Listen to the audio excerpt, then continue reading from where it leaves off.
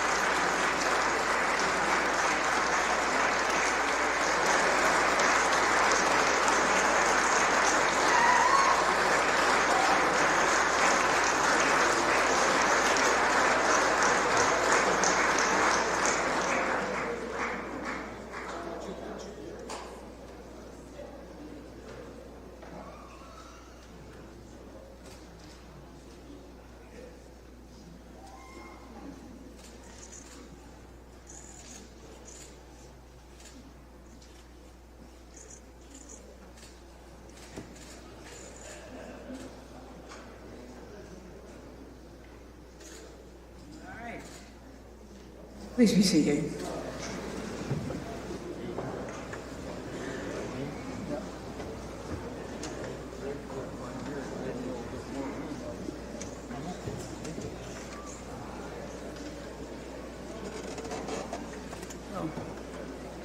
Mr. Speaker, Mr. President, Madam Chief Justice, and the entire Kansas Supreme Court, members of my cabinet, leaders of the Kansas tribes, and all the constitutional officers and legislators assembled.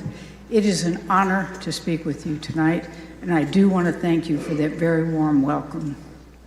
It's also my honor to welcome Lieutenant Governor David Tolan and his family in the gallery, his wife Beth, and their children Caroline and William. Along with my family members, especially my granddaughter, Rory, who are joining us tonight via live stream. For much of my time in office, we've been focused on righting the wrongs of the past, getting our state back on the road to prosperity, and that's exactly what we've accomplished together. We funded our public schools 6 years in a row.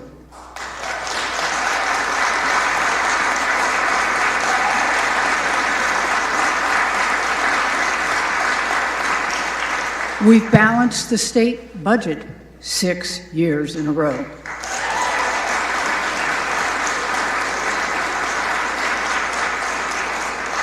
We've closed the bank of KDOT, and we're investing in our roads and our bridges and broadband.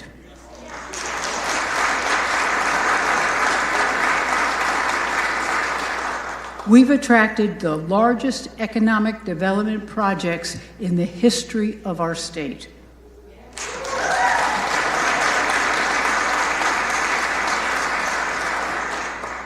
We've paid down our debt, and we've seen our state's financial ratings be upgraded 3 times.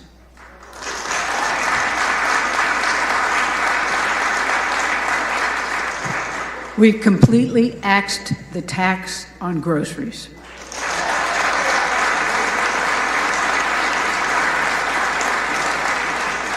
As of 2 weeks ago, no Kansan is paying state sales tax on groceries. As you all know, it took a while, but we got it done.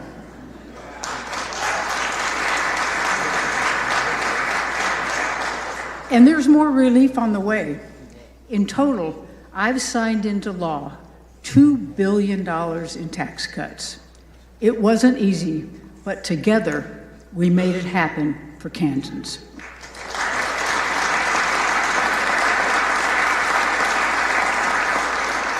This April, seniors won't pay any state income tax on their Social Security.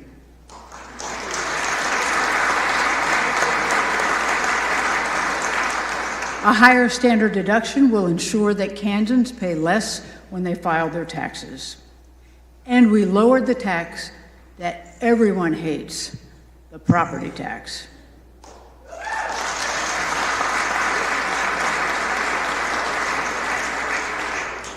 You know, in an era that might be defined for its divisiveness on the national level, we've shown that here in Kansas, we can still find common ground and get things done.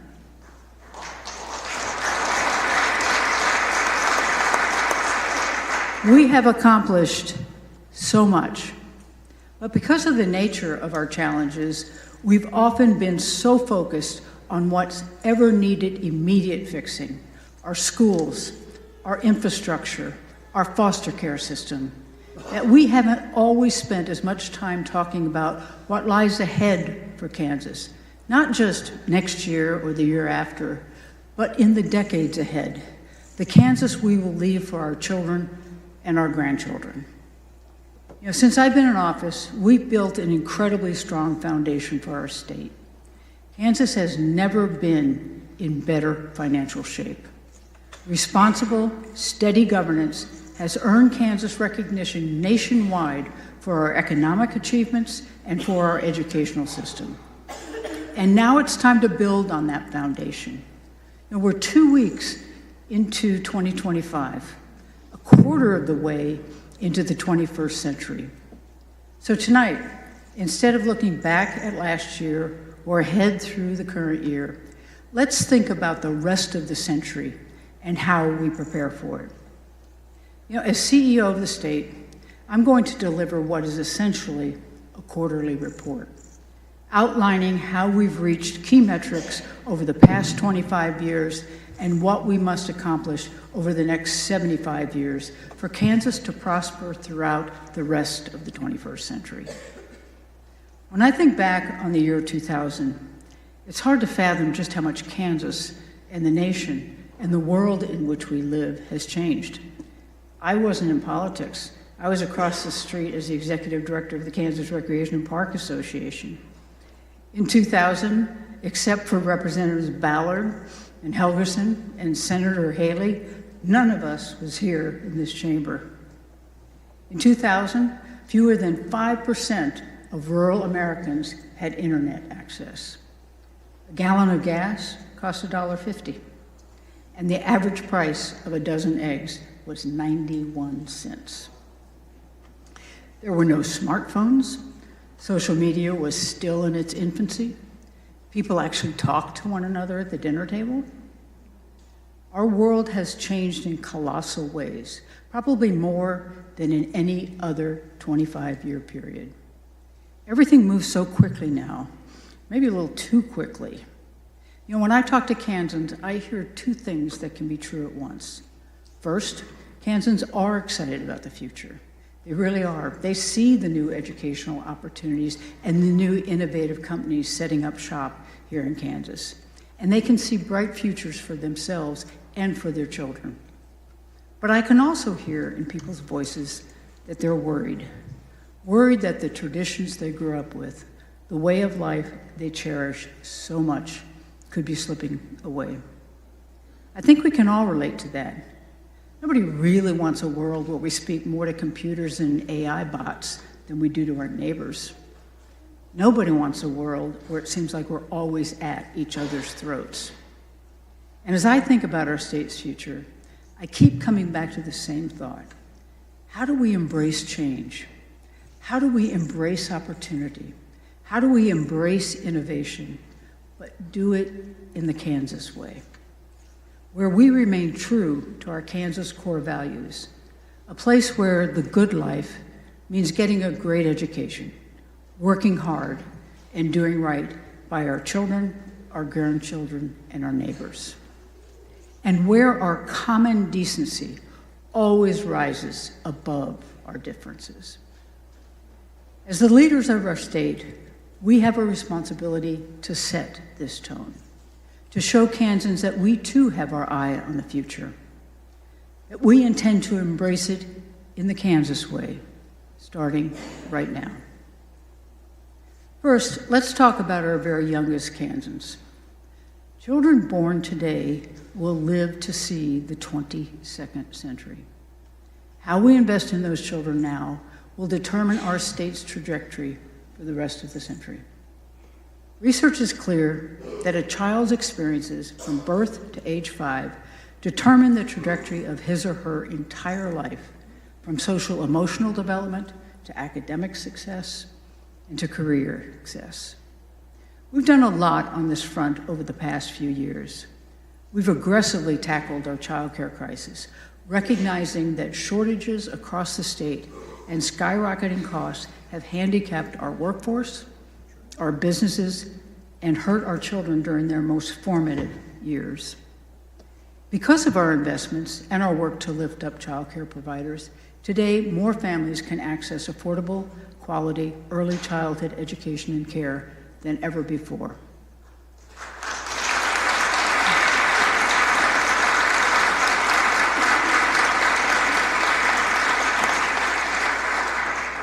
Even better, we are on track to add more child care capacity in the next 2 years than we have in the last 15. Families are still struggling with the cost of child care, but we are addressing this issue with the urgency it requires. But all of this would be so much easier if we eliminated the red tape that makes it so difficult for so many families to access services and for child care providers to even operate. Right now, early childhood services are siloed in 4 different state agencies. If a family is searching for care for a newborn, that family must navigate among 3 different agencies to figure out which program is the right fit. If a child care center wants to get off the ground, it must work with 1 state agency to get licensed, another to receive financial aid and workforce support, and a 3rd to get assistance with startup costs.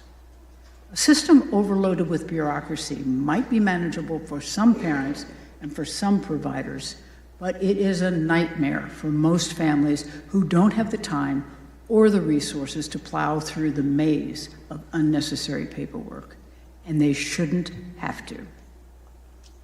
Thankfully, there's a solution readily available. Let's put the functions of these agencies under one roof, the Office of Early Childhood. Let's offer a one-stop shop for young families, for child care providers, and for businesses to access early childhood services. Let's do what Missouri, North Dakota, and Arkansas have already done. In Kansas, this concept already enjoys bipartisan support. Over 700 child care providers, business leaders, and families have spoken out in favor of the one-stop shop idea. Last session, it passed the House with 110 votes. Eliminating unnecessary government bureaucracy, cutting red tape, and making it easier for parents and businesses to support our kids isn't a Democratic or Republican idea. It's a common sense idea we all can get behind. So let's get this done.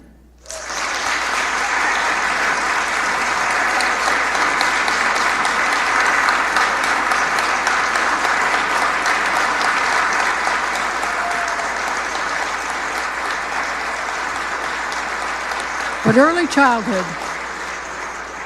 early childhood is just the first step.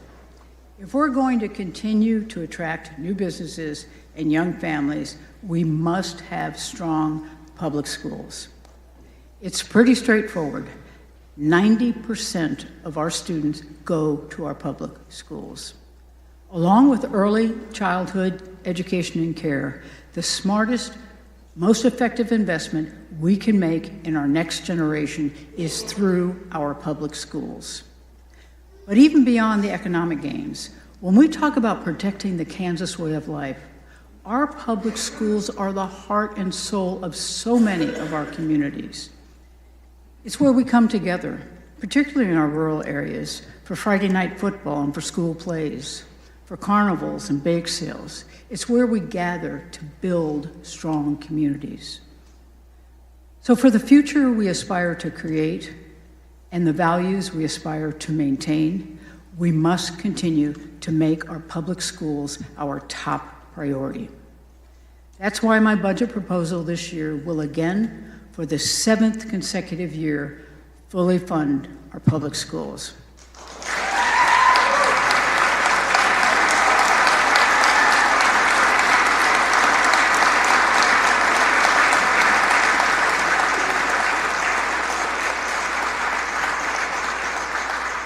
Prioritizing our public schools means investing in them, protecting them, always fighting to make them better, and never, ever taking taxpayer dollars from our public schools to give to private schools.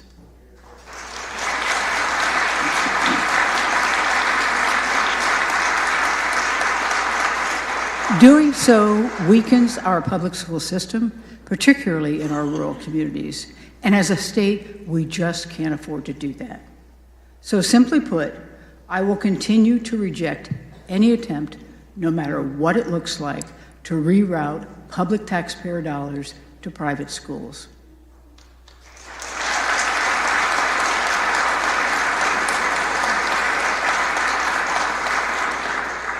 So now let's go back to the quarterly report. In the last 25 years, high school graduation rates have increased by 11% and today are at an all-time high. 10 years ago, we were neglecting special education, ignoring state funding requirements, and looking away as special education students didn't get the support they needed and are entitled to.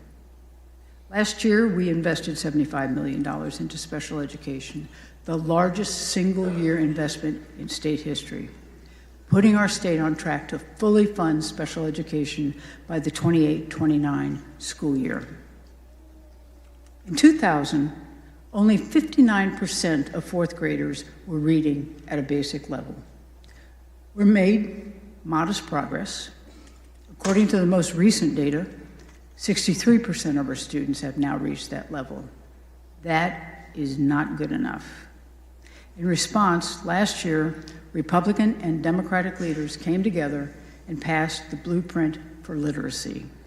This is an all-hands-on-deck approach to ensure our teachers have the training and the tools they need to bring 90% of our students to the reading benchmark by 2033. The Blueprint for Literacy is an amazing example of what can happen when we think long-term and when we work together. I'd like to recognize the two people who championed the Blueprint for Literacy effort, former State Senator Molly Baumgartner and Dr. Cynthia Lane, who actually stepped down from her position as the member of the Kansas Board of Regents to direct this new initiative. Unfortunately, Senator Baumgartner was unable to join us tonight, but Dr. Cynthia Lane, would you please stand and be recognized?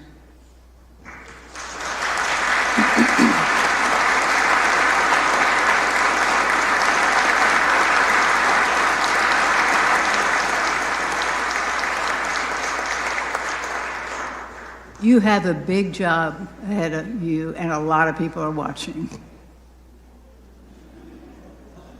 But because we've come together, because we've funded our public schools, we've gotten ourselves back on track, finally ending decades of litigation and judicial oversight.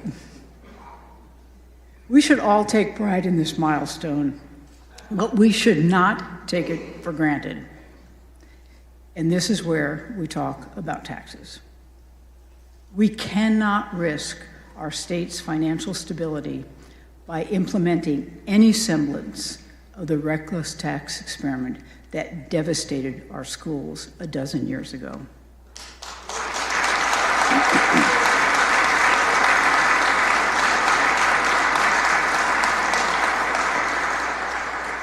As Kansans know, I'm all for tax cuts. To date, I've already signed over $2 billion in tax cuts. But going forward, I will not support any proposal that robs our schools of the funds they need to teach our children.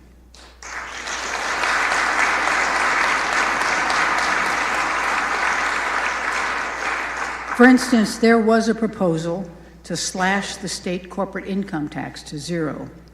That is a non-starter.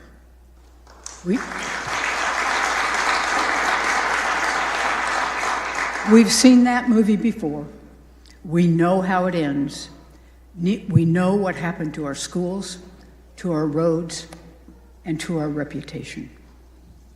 We must stay on the path to prosperity as we move through the rest of the 21st century. Now, with all that said, let me add a caveat.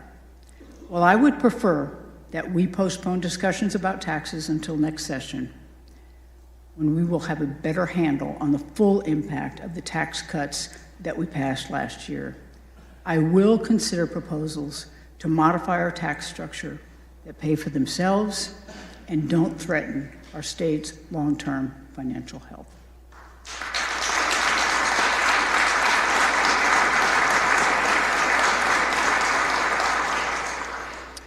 Speaking about long-term health issues, and no, I'm not going to talk about Medicaid expansion, not right now anyway.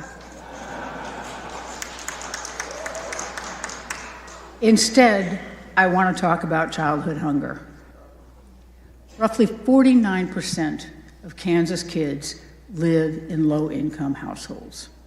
We know these kids can't afford to pay for school lunches. That's why my budget this year will provide free school lunches to over 35,000 Kansas students, many of them in our rural areas.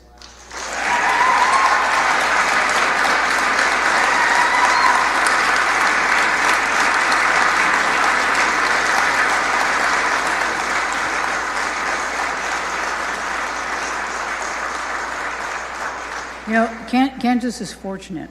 When it comes to eliminating childhood hunger, we have advocates all over the state doing all they can to ensure our kids don't go to bed hungry and that they don't go to school hungry. And let me introduce you to one of them. Connie Votes is the Director of Nutrition Services for USD 480 in Liberal. She is also the President of the Kansas School Nutrition Association. She knows firsthand how difficult it is for children to learn or even to behave when they're hungry. Connie also knows many hardworking families and how they struggle to put food on the table. Currently, 87% of students in USD 480 qualify for reduced or free lunch. That is the highest percentage anywhere in our state. By eliminating this burden, we can reduce childhood hunger, we can reduce the stigma our low-income students face in our school cafeterias, and we can increase academic success. In addition, we can streamline administrative nightmares for our school districts and for professionals like Connie. Connie, thank you for what you do, and could you please, oh, you are standing to be recognized.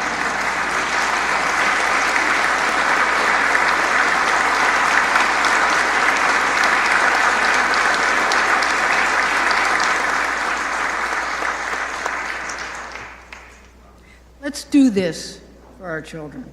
Work with me to pass this budget and make sure that no Kansas child goes hungry. You know, when I imagine the end of this century and the state our youngest Kansans will inherit, I see so many good things on the horizon. But there's one thing that is seriously concerning, and that's our dwindling water supply. Forget making it 75 years down the road. Some parts of western Kansas don't have groundwater enough to last another 25 years. And without that water, the agricultural industry that fuels our economy and sustains our rural way of life cannot survive. And no one knows that better than Joe Ferguson. Joe is a soldier in the Kansas Army National Guard and a senior studying sustainable agriculture at Fort Hays State University. After Joe graduates, he will return to Kensington, Kansas, as the fourth generation in his family to work their wheat, corn, and hay fields. Even though he's only 23, Joe is already thinking about succession plans for his farm. What will he leave for that next generation? Will there be anything left for the next generation? Joe's generation of family farmers are depending upon our generation of state leaders to secure that water supply. Farmers like Joe are the backbone of our state, and the tradition of family farming is core to who we are.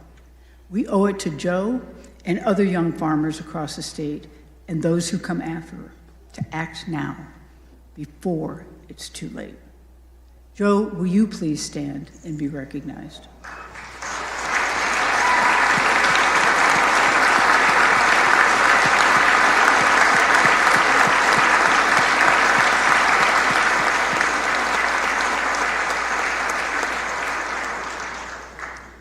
I am so grateful to those of you in the legislature and beyond who have been working with me to change decades of inaction on our water supply. The Kansas Water Authority has gone all over the state listening to farmers, crop insurers, feedlot owners, and bankers, over 1,500 stakeholders. As a result, we have set a goal. From now on, each generation will work to protect our water supply for the next 2 generations. We're calling it the multi-generational promise. It may look different in different areas of the state, but the fundamentals are the same.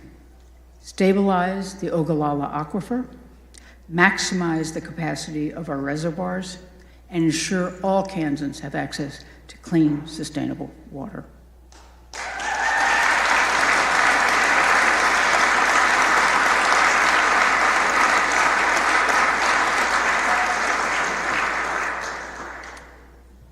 Requires us to attack this issue on 2 fronts. First, we have to develop a better water management system. Right now, water faces many of the same issues I described with early childhood. It's managed by 14 different agencies, making it difficult, if not impossible, to align efforts around policy, planning, and investment. If this is going to work, that's got to change.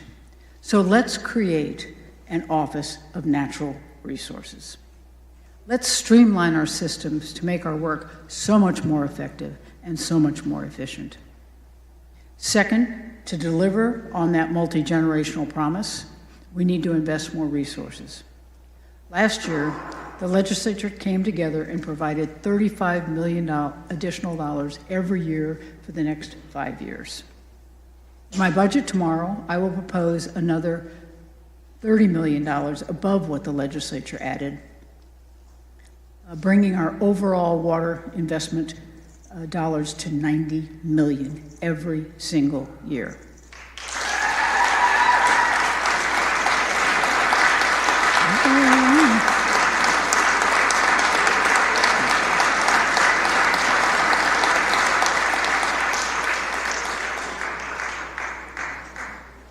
In addition to enhanced resources, it is imperative that we develop a comprehensive, long-term, and sustainable strategy to ensure that Kansans have the water supply they need to exist, much less to thrive for generations to come.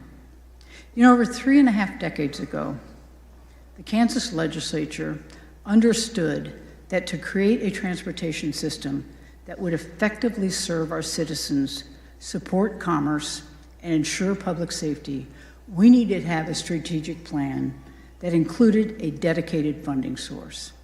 And thus, the legislature created the first of now 4 comprehensive transportation plans.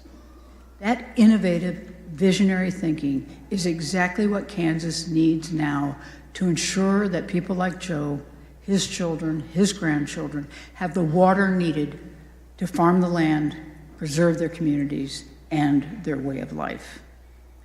No doubt, this is a tough task, perhaps even more challenging than the one faced by the legislative task force that overhauled our transportation plan in 2018.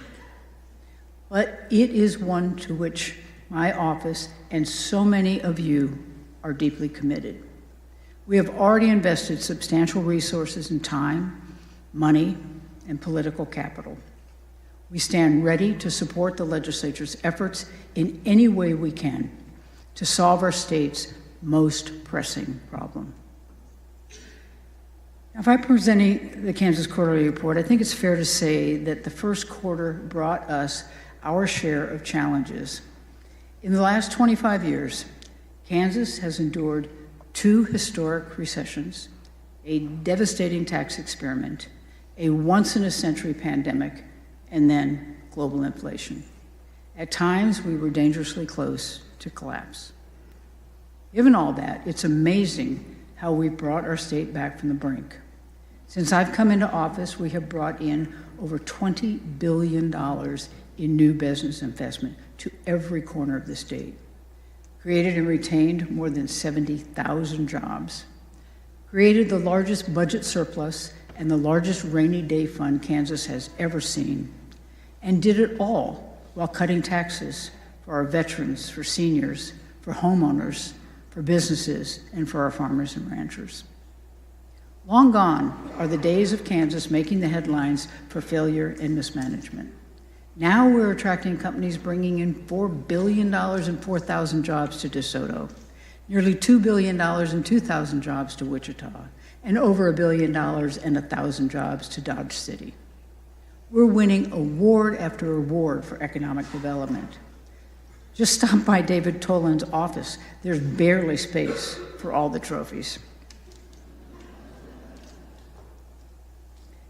Now, along these lines, I would like to introduce you to the Seagraves family. 2 years ago, Mike Seagraves, his wife Cassie, and their 2 children, Landon and Lane, moved to Independence, Kansas from North Carolina.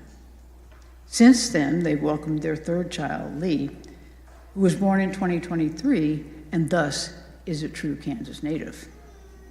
Mike is the Associate Vice President of Soy Processing for Bartlett Grain in Cherryville, while Cassie works as a therapist providing much-needed mental health services for people in her community. Their 2 older children are enrolled in public school at USD 446 in Independence, and their youngest just started daycare. Mike and Cassie have even formed a Little League baseball team so Landon can continue to play his favorite sport. They have been warmly welcomed by the community, and they are making significant contributions through Mike's work at Bartlett Grain and Cassie's work in mental health. Over the course of my administration, we have created a modern economy that's attracting cutting-edge companies and families like the Seagraves. If the Seagraves family could please stand and be recognized.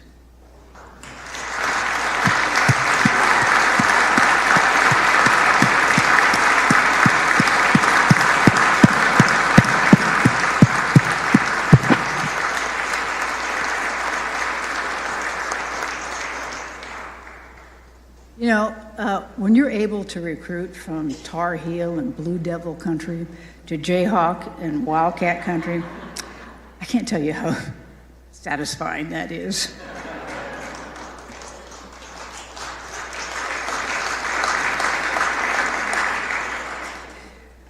You know, when it comes to making Kansas a place more families want to call home, trust that I will continue to be laser focused.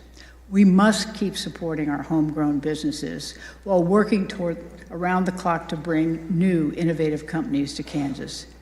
They're not just job creators, they're career creators. And these careers are not just for people with 4-year degrees. I want a future where our economy is fueled by people in every corner of the state, where there are educational opportunities, be it an apprenticeship, an internship, a certificate, or a 2 or 4-year degree. No matter where you're from or where you live, our cities, our suburbs, our rural communities, you need a career for which you are prepared, on which you can support a family, and for which you are passionate. Let's agree right here, right now, that Kansas must continue to aggressively pursue innovative business opportunities, both domestic and overseas.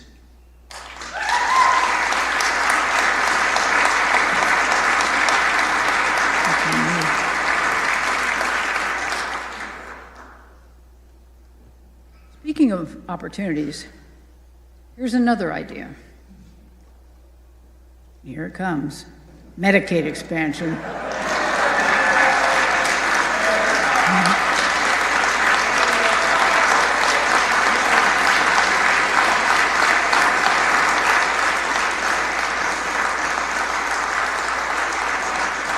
Now, I proposed this the last 6 years, and I am proposing it again this year. Let's be honest. The only reason we haven't expanded Medicaid is partisan politics.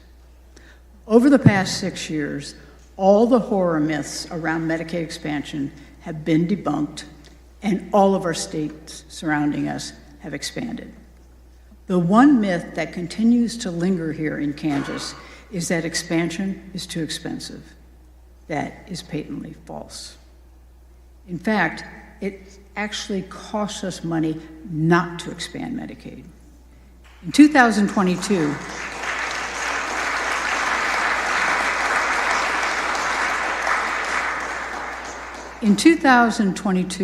the cost to Kansas taxpayers was $68.5 million. In 23, $71.5 million. In 24, $61.8 million. And if we don't expand Medicaid this year, 2025, it will cost Kansas taxpayers another $78.3 million. In total, we've wasted over $280 million Kansas taxpayer dollars holding on to an ideological falsehood. Imagine the property tax relief we could have given to Kansans. And that doesn't count the $7.6 billion in Kansas taxpayer dollars that have been left on the table in Washington, D.C. Imagine any CEO of any business rejecting nearly $700 million every year just to score political points. It just wouldn't happen in the real world. If we can strip away partisan politics and just look at the numbers, we will expand Medicaid this year. I'm going to end on this tonight. So often, it's easy to get lost in the day-to-day tumble around here. How do you score points on him? How do you outmaneuver her? It's easy to forget that we aren't playing some kind of game here. We have real power. The decisions we make in this building touch every aspect of the lives of the people we work for. And here's the truth. The Kansas our grandkids will inherit is up to us right now. Is our agricultural economy booming because we preserved our water for farmers like Joe? Or is rural Kansas dried up and deserted? That's up to us. Are we turning out the best and brightest workers because we've made it a priority to ensure Kansas has superior public schools? That's up to us. Is Kansas going to be an economic powerhouse in the center of our country, where young families like the Seagraves move to build a life? That's up to us. Will Kansas be a place where we hold on to the small town traditions we cherish, while also embracing the future with a sense of optimism and energy? That's up to us. And it only happens if we put partisanship aside and put Kansas and Kansans first.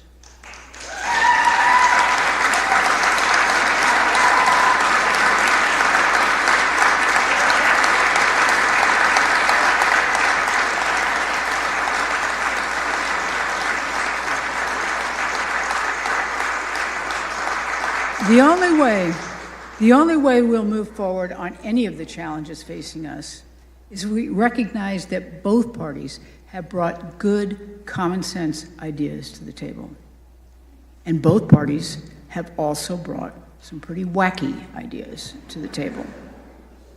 Our job is to lift up the common sense, smart, reasonable ideas that will help Kansans and then meet in the middle to get it done. I'm not asking you not to love your political party. I'm just asking you to love your state a little more. That's the only way we build that future we all want for Kansas. At Aspera, per Aspera, thank you and good night.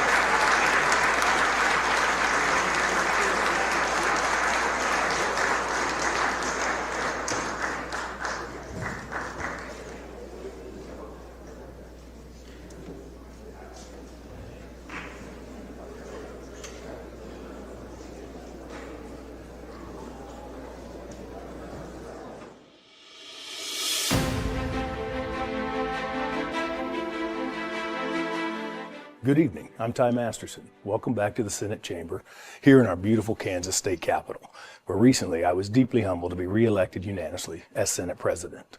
I am grateful for the opportunity to deliver the Republican response to Governor Kelly's State of the State address. Due to the nature of this response being pre-recorded, this is obviously not a direct response to her address, but rather a response to the elements of her agenda that are currently known, and more importantly, provide the Republican vision for the coming year, including where we hope to work with the governor and where we will draw the line against her administration's more radical policies. It's worth noting that by the end of her term, Governor Kelly will have been governor for the entirety of my time as Senate President. While we've certainly had our differences, I've been pleased with our ability to work together across an array of issues. While the controversial differences certainly garner the most headlines, the vast majority of our work is bipartisan in nature, and that's a good thing. I hope in good faith that the spirit of working together can continue during her final 2 years as governor. I also want to thank you, the Kansas people, for not only re-electing, but expanding the conservative voices in the legislature, from Sherman County to Johnson County, from Manhattan to Leavenworth. You delivered change. Combined with President Trump's historic win nationwide, including a 16-point victory here in Kansas, your message was delivered loud and clear. You expect us to put Kansans first, control the overreach of government, and keep our promises, and that is exactly what we intend to do. That must begin with property tax relief and reform. Property taxes can drive our seniors from their homes and prevent younger Kansans from enjoying the dream of home ownership. For too long, it's just been a political talking point. We must act. In the Senate, we will again work on a constitutional amendment to put a lid on the outrageous processes that drive tax hikes and pursue reform to bring more accountability to a broken system.